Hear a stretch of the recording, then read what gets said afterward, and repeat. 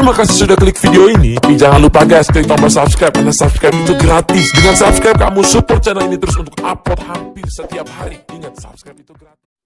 Assalamualaikum warahmatullahi wabarakatuh. Hai adun bak mutuah cerara yang lun hormati nah. Getanyo musuji nah hai yang tadepu. Musuji getanyo bako, getanyo carong, bada pegah ba, kon cara-cara ba media sosial nyo nu pegah ba, ni wo unanggro, ni amunpo abu mudi, be ni apra-apra alam media sosial boh. Boh, munyo iron memang betul. Ni betul ni awau nanggro ni apa betul hai dalam tua. Be ni apra-apra alam media sosial. Ya.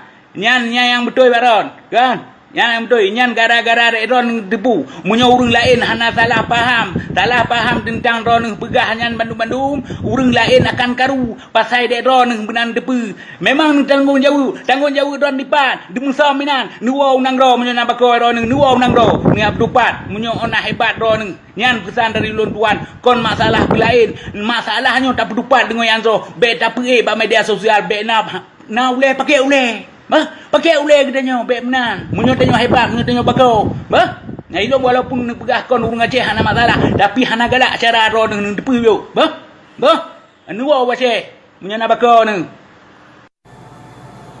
Assalamualaikum warahmatullahi wabarakatuh. Buah saudara-saudara.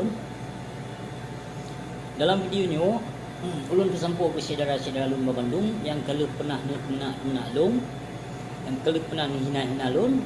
Jadi dalam video ni, ulun tersampur ba urang drone terima ngasih yang kalau hina lun, yang kalau nujah dan yang kalau nak kedua orang sikit. Jadi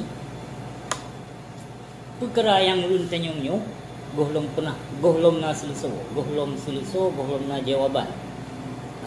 Lun tu urung drone urung bila ulama. Lun tu urung bila ulama. Tapi benutri ulama, yang toh ulama warisatul anbiya, yang toh ulama suhu. Baik salah-salah. Urung drone deh nyata takalon, urung drone inosiat purute urung bila ulama suhu.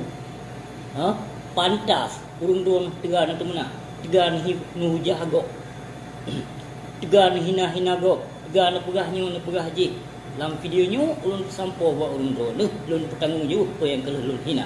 Dalam video ni golong pernah lun temaku, golong pernah lun gundah dan baik ni jak melumpur video yang lun update ni akan lun hapus. Hana seram buat. Baik ni harap han lun hapus. Baik ni pergi lun drone ni lun akan lun laki maah ba abu mudi pio hule. Hana masa lun laki maah ba urang Islam munafik.